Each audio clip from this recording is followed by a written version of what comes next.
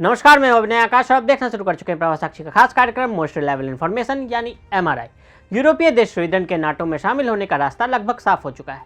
तुर्की के राष्ट्रपति Recep Tayyip Erdogan ने स्वीडन के खिलाफ अपनी आपत्तियों को वापस लेने का ऐलान किया। स्वीडन के शामिल होने से नाटो की शक्ति में जबरदस्त इजाफा हुआ। नाटो के महासचिव जेंस स्टोलटेनबर्ग ने ट्वीट कर इस फैसले की जानकारी दी। लिथुआनिया के विलियंस शहर में स्टोलटेनबर्ग की मेजबानी में स्वीडिश पीएम उल्फ क्रिस्टेन और एर्दोगान के बीच बैठक हुई। इस बैठक के बाद तुर्की ने इस फैसले पर हामी भरी।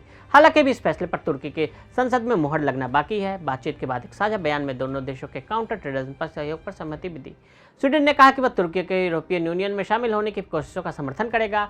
अब तक इस एंट्री का विरोध कर रहे हंगरी ने भी कहा है कि स्वीडन की एंट्री अब बस एक टेक्निकल इशू है। स्वीडन जल्द ही अब नाटो का 32वां सदस्य बन जाएगा।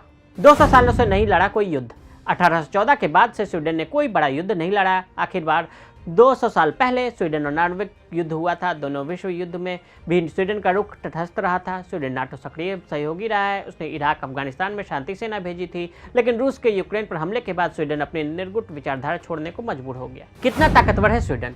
ग्लोबल फायर पावर इंडेक्स के 145 देशों की लिस्ट में स्वीडन 37वें नंबर पर है। स्वीडन की सीमाएं पश्चिम और उत्तर में नॉर्वे और पूर्व में फिनलैंड से लगी हुई है। नॉर्डिक देशों में स्वीडन सबसे बड़ा है। स्वीडिश सेना में कुल सैन्यकर्मी की संख्या 38,000 है। इसमें 16,000 एक्टिव पर्सनल्स और 22,000 रिजर्व पर्सनल्स शामिल है। स्वीडिश आर्मी ने 7,000 सैनिक, एयरफोर्स में 3,000 और नेवी में 2100 सैनिक हैं। स्वीडन की थल सेना में 121 टैंक है। इसके अलावा सेना के पास अलग अलग तरह की कुल 14,088 गाड़ियां हैं। स्वीडिश वायुसेना में कुल 205 एयरक्राफ्ट हैं, जिसमें 71 लड़ाकू विमान, 6 ट्रांसपोर्ट विमान, 69 ट्रेनी और 5 स्पेशल मिशन, 1 टैंकर एयरक्राफ्ट और 53 हेलीकॉप्टर शामिल है। स्वीडिश नौसेना में कुल 367 पोत हैं। इसमें 7 कॉर्वेट्स, 9 माइन वॉरफेयर और 5 पनडुब्बियां भी शामिल हैं।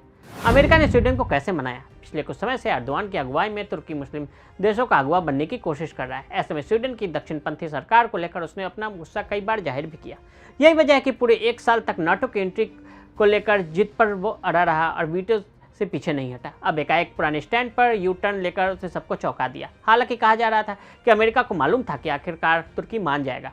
अमेरिका राष्ट्रपति बाइडेन ने स्वीडन को नाटो की सदस्यता के मामले में तुर्की के राष्ट्रपति रेजेप तैयब एर्दोगान से फोन पर बात की। लिथुआनिया में नाटो की बैठक से पहले एर्दोगान ने कई शर्तें रख दी थी, लेकिन 45 मिनट की चर्चा में बाइडेन ने भरोसा दिलाकर उन्हें राजी कर लिया। एर्दोगान की मांग F-16 जेट डील को मंजूरी मिले, तुर्की को EU की सदस्यता मिले, स्वीडन तुर्की विरोधियों पर एक्शन ले। बाइडेन ने क्या जवाब दिया? F-16 डील पर वे खुद नजर रखेंगे। अमेरिका EU से इसकी बात करेगा। स्वीडन सख्त कार्रवाई करेगा।